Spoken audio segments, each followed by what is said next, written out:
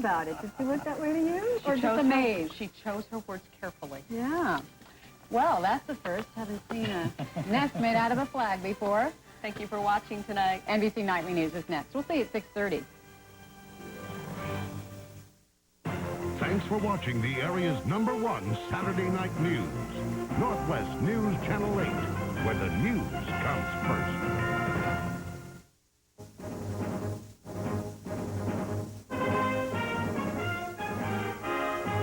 From NBC News World Headquarters in New York, this is NBC Nightly News, reported by John Siegenthaler.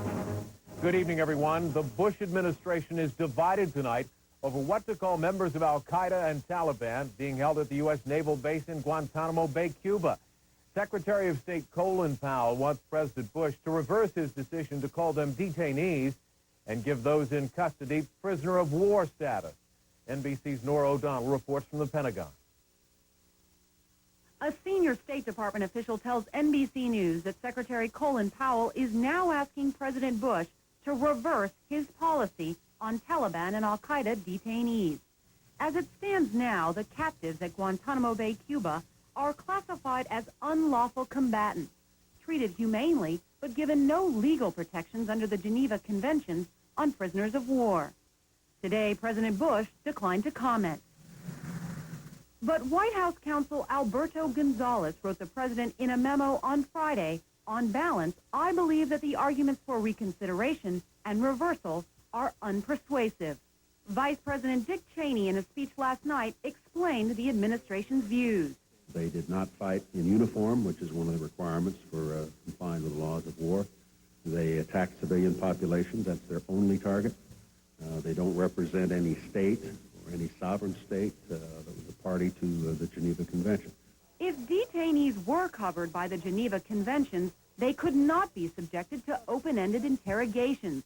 When we call them unlawful combatants or detainees, as the administration is doing, what we're saying is that they can be tried, and if they are found to have violated the laws of war, they can be sentenced appropriately. Secretary of Defense Donald Rumsfeld has said this is a different war, and detainees will be treated accordingly. Rumsfeld will get an up-close look at the captives on Sunday in his first visit to Guantanamo Bay. Meanwhile, the general in charge of the war in Afghanistan, Tommy Franks, said each day brings new clues as to the whereabouts of Osama bin Laden and Taliban leader Mullah Omar. Nora O'Donnell, NBC News, the Pentagon. Afghanistan's interim leader, Hamid Karzai, is on his way from Kabul to Washington tonight, where he will meet with President Bush next week. That country's foreign minister, Dr. Abdullah Abdullah, has already arrived in Washington. I talked with him earlier today and asked him what Mr. Karzai hopes to accomplish in his meeting with President Bush. I think it is a unique opportunity, and after so many years, that a leader from Afghanistan, which is the head of a state, has this opportunity to visit the United States and have discussions. And also it is a symbol of partnership, and it is a unique opportunity for expansion of relations. The issues which will be discussed is the issue of security in Afghanistan, in the construction of Afghanistan. Mr. Karzai will be asking for the continued commitment from the United States in both aspects. How long do you want U.S. troops to remain in Afghanistan? As long as it takes, as long as the objectives are fully achieved. Doctor, what are the chances that members of al-Qaeda or the Taliban who have been on the run will return to Afghanistan? How will you deal with them? We have to finish the job, which is to eradicate al-Qaeda and Taliban fully from Afghanistan in order to be sure that they cannot return to Afghanistan. What it takes, how long it will take, it has to be seen. But I will say that the most difficult job is already done. But there is painstaking job which requires hard work from our side and patience from the international community, international coalition. It could be done. You've said that the biggest challenge facing your country is security. What level of danger is facing not only your citizens, but U.S. troops and other troops in Afghanistan? The fact that U.S. troops and international forces are there, it is because of the risks for security, and that threat is there. But the threat was much more imminent a few months ago, before at the time when Taliban was ruling Afghanistan and al-Qaeda was ruling Afghanistan. and that period is over. But I think there are some risks still. Let me switch the subject for a second and talk about the detainees. Do you view the detainees in Guantanamo Bay as official prisoners of war? I consider them as terrorists, and we are assured about human treatment for them by the U.S. officials. That's, we have no doubt about it, but we consider them as terrorists, and they should be treated as terrorists. There are also reports that there are factions in your country who say they're not represented by the interim government and will not abide by your decisions. How will you handle that problem? I wouldn't say that there are factions. There might be individuals or small groups there. And after all, this is an interim government was inaugurated after 23 years of war. And there might be groups which are not happy with it, but there is overall support among the population. There is no doubt about it, from all ethnic groups, from all religious backgrounds. And that's, I think, the opportunity. And then it is for the interim government to deliver to the people, to deliver the promises and to promote the political process, which will lead, hopefully, to the formation of a fully representative government. Dr. Abdullah, thank you very much for joining us. Thank you. Now to the collapse of Enron and the sudden death of a former top company executive in Texas. The official ruling today from the medical examiner on the cause of death was suicide. NBC's Virginia Cha has that story. In Houston, the medical examiner tells NBC News today that John Clifford Baxter, former Enron vice chairman, committed suicide. Baxter was found in his Mercedes Friday with an apparent self-inflicted gunshot wound to the head, a suicide note beside him. Initially, an autopsy had not been planned, but officials changed their minds because of the intense scrutiny surrounding Baxter's death. Late today, the Sugar Land, Texas police issued a statement saying despite the autopsy report, their investigation will continue because we want to make sure that nothing is overlooked. Baxter resigned several months before Enron's collapse. Company whistleblower Sharon Watkins wrote in a memo to Chairman Ken Lay in August that Baxter strongly questioned Enron's accounting practices, just as she did. Knowing Mr. Baxter as she did, she didn't think that he would commit suicide. It would be uncharacteristic. Baxter was one of 29 Enron executives and board members named as defendants in a shareholder lawsuit, and he had already been subpoenaed by congressional investigators. We will, I'm sure, find others in the company who will be able to give us the information that we need and to get to the bottom of this. Flags at half-staff today at the marina where Baxter kept his 72-foot yacht until trading it in for a bigger boat last month, according to the marina manager. Baxter appeared to have it all, a $700,000 home in an exclusive Houston suburb, a wife and 2 children. But the general manager of the Houston Yacht Club says when he last spoke with Baxter at the club's Christmas party, he saw signs of distress. He just said how troubled he was that this was happening to the company. Police say next week they may release Baxter's suicide note, which could shed more light on what pushed this man in the prime of his life over the edge. Virginia Cha, NBC News, New York. The full impact of Enron's collapse is also being felt far from its headquarters in Houston, all the way to the Pacific Northwest in Portland, Oregon. CNBC's Jerry Cobb is part of the NBC Enron Task Force. Portland General Electric is Oregon's biggest utility, with roots that go back more than 100 years. When Enron bought it in 1997 for more than $3 billion, employees like Dave Covington worried about working for a large unknown Texas energy firm. But those concerns evaporated soon after the Portland General Electric stock in his retirement plan was swapped for shares of Enron. Got my retirement up to about $300,000, which I thought was really good for a 42-year-old guy.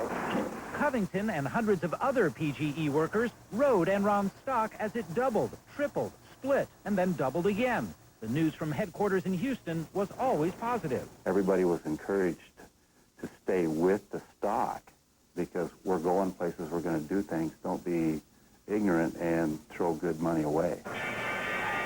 And from Wall Street, the message was the same. There was nothing but strong buyers. I've never seen a sell rating anywhere. Even after questions arose about the company's accounting last fall and its shares started their death spiral, many workers continued buying the stock, convinced it would eventually rebound. By the time Enron filed for bankruptcy protection in December, the $300,000 in Covington's retirement account was nearly gone, along with more than $60 billion that once belonged to other Enron shareholders. Portland was supposed to be Enron's beachhead on the West Coast in its battle to dominate newly deregulated energy markets. Enron also used the utility here in its push to become a major player in the business of broadband. The picture that they were painting of what they were going to do was really revolutionary. Barry Levine worked for a small division of Portland General Electric that was building a fiber optic network in the city. The unit later evolved into Enron Broadband Services. Its mission? To develop a global communications network to carry everything from corporate meetings to Hollywood movies. This was the big time. Here was our little office of technicians and engineers here in Portland, and all of a sudden we're a part of something that's global in its reach, one of the world's largest companies that was ascending to greatness. Instead, Enron's broadband business crashed along with the rest of the company's financial house of cards, wiping out more than $1 million Levine had amassed in Enron stock and options. In all, Portland General employees lost about $800 million in their Enron savings plans. Several hundred people in the broadband division lost their jobs. Today, Barry Levine does freelance work for the Nature Conservancy. Lineman Dave Covington plans to work longer to rebuild his retirement fund. And Portland General Electric is for sale again. Northwest Natural Gas is offering $1.8 billion for the utility, a little more than half of what Enron paid 4.5 years ago. Jerry Cobb for NBC News, Portland, Oregon. And this program note, tomorrow on Meet the Press, Tim Russert guests will include White House Chief of Staff Andrew Card and House Minority Leader Dick Gephardt. The topic, the State of the Union. Still to come on NBC Nightly News, the multi-million-dollar child support case. And later, one last turn on the catwalk for a legend. Passes of Oregon hard today. Snow along the coastal range caused traffic pileups, and police are warning that there might be a danger of avalanche. Some areas could get as much as 3 feet of snow this weekend. Billionaire Kirk Kerkorian is countersuing his ex-wife because he says she broke her promise to keep details of their marriage and divorce secret. At the center of it all, her recent, very public demand for $3.8 million a year in child support. NBC's Shelley Smith has more. He's one of the richest men in the world, 84-year-old Kirk Kerkorian. Known as the king of the Las Vegas Strip, Kerkorian controls the MGM and Bellagio hotels and is one of the largest shareholders in Daimler Chrysler. Intensely private, now embroiled in a very public child support dispute with his ex-wife that is raising eyebrows and capturing headlines. $320,000 a month, which is almost $4 million a year, is a nice round figure if you're talking about the national debt, not if you're talking about a 3-year-old child. 36-year-old Lisa Bonder Kerkorian, a former tennis pro, wants $320,000 a month, 6 times more than she originally agreed to raise their 3-year-old daughter, Kira. In California, the law is very clear. A child is entitled to live in a manner consistent with the lifestyle of their wealthiest parent. Specifically, she's demanding $144,000 a month for Kira to travel on private jets, $14,000 for parties and play dates, more than $10,000 for meals, and $2,500 for movies and entertainment. But there's more. In this computation, there are things like a $7,000 a month charity contribution. How many 3-year-olds contribute $7,000 a month to charity? Raul Felder, who's represented the wives of celebrities like Mick Jagger and Mike Tyson, says those kinds of figures amount to alimony disguised as child support, and most judges won't buy it. Judges are not so swayed. They look at hard numbers. What does milk cost? What does a party cost? As the daughter of a billionaire, Kira is already used to the good life. She celebrated her birthday party at the posh Hotel Bel Air. The tab, $70,000. She's flown more than 35 trips to New York and France, always on private jets, and spends her time shuttling between various mansions in the Beverly Hills area. California law doesn't put a cap on child support. If Lisa Kerkorian wins, $320,000 a month would be one of the most expensive child support awards ever and set a new standard for what the children of the rich could receive when their parents divorce. Shelley Smith, NBC News, Los Angeles. When we come back, the lessons of September 11th being taught in college classrooms.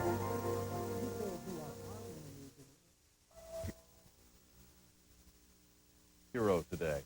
It was an emotional day for the men and women who have been meeting together this week to discuss, among other things, keeping America's cities safe and secure. There are many lessons to be learned from what happened that day in New York and Washington, and where better to learn them than on our nation's campuses. For more on that, here's NBC's Colleen Dominguez.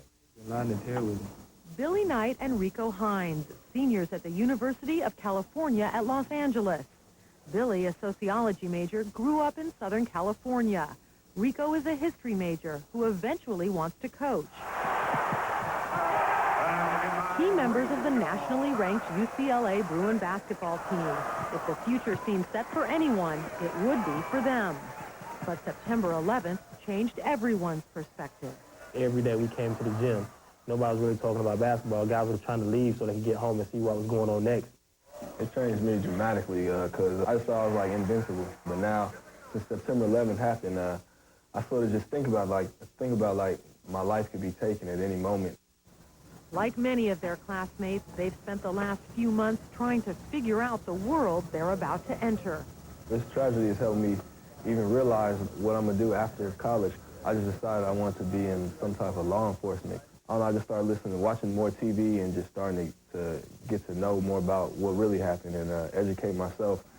But school administrators and professors knew more was needed. Shortly after the terrorist attacks, universities across the country scrambled to organize teach-ins and seminars. But it would be hard to top what UCLA has accomplished. Just weeks after September 11th, the university had 50 post-attack courses in place for the fall quarter, and the classes for the winter quarter have been filled for weeks. The question is, how can this technology be used by people who are our enemies and the enemies of others? It might be literature, it might be history, it might be political science, it might be sociology. And for that reason, the courses that were taught, all 50 of them, came from all different parts of the campus. These classes are small, no more than 15 students, designed to allow for discussion and thought. A situation like this is a real life experience you can learn from, and I think they help one another through an experience like this. It's hard to know what effect or impact 9/11 has on your team, but I do notice that this team is very close. Have you heard about those 9/11 classes? For Billy Knight and Rico Hines, this year a test. From providing leadership to underclassmen, Whether it's about September 11th, basketball, dorm food, or what classes to take, they always just come to us with everything. So, I mean, they always have questions. to bringing things back to normal for a campus and a community. But our first goal is to play at this next level and make money, but Keeping optimistic, learning to be realistic. I just try to cherish each moment and try to live for the day, try to do my best today. I try to do it now because I know my life is not always guaranteed. A generation trying to make sense of turbulent world events. Colleen Dominguez, NBC News, Los Angeles. In Afghanistan, the loss of a symbol of courage tonight. A lion named Marjan, who survived 23 years of war, violence, and even the loss of an eye, has died. He'd become a much-loved figure in the Kabul Zoo, where an international effort to save the animals had just begun. When we come back, the final show for one of the fashion's greatest designers. Providence Health System and News Channel 8 present Wellness Watch. If you smoke, one of the best New Year's resolutions you can make is to For stop. 40 years, he made women look glamorous and made fashion an art. This week, Yves Saint Laurent said farewell. NBC's Keith Miller attended his final show.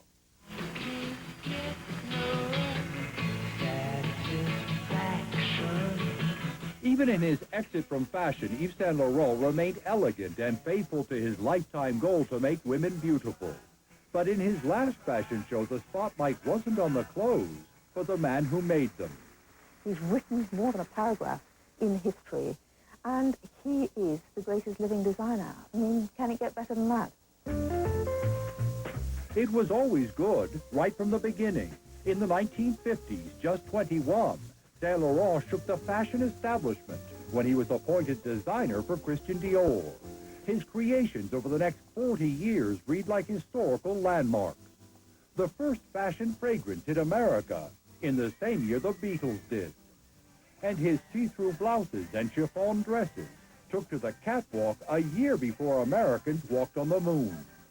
The French newspaper Le Monde called him a magician, a man who created the wardrobe of the contemporary woman. There was the trench coat, a collection inspired by modern art. And Saint Laurent put women in pants. He made the pantsuit fashionable and feminine. It became the uniform of the modern woman. Claudia Schiffer, supermodel, has worked with all the top fashion designers. Saint Laurent, she says, is top. Yves Saint Laurent, it stands for, style and elegance. And because he is a living legend and because he has designed such special pieces that have inspired everyone else in the fashion world. He worked with fantasy and was the first designer to highlight black models on the catwalk. He's always made us feel that we were collaborators with him because he totally understood black women and black models, especially our own sense of style. In later years, some people came to his fashion shows to gauge the designer's state of health. He was an artist full of anguish. Nightclubs, drugs, and alcohol took a toll. Now 65, he drinks nothing stronger than Coca-Cola. Saint Laurent may be retiring, but his name will continue to work. That famous signature trademark of his has been sold to Gucci for $1 billion. His list of clients reads like a who's who of film and the arts. Catherine Deneuve, Bianca Jagger, Paloma Picasso. In his farewell show, Yves Saint Laurent managed one more spectacular, a tribute to fashion as art. A final curtain call staged by one of the 20th century's most inspired fashion designers. Keith Miller, NBC News, Paris. And that is NBC Nightly News. I'm John Siegenthaler in New York. We'll see you right back here tomorrow night.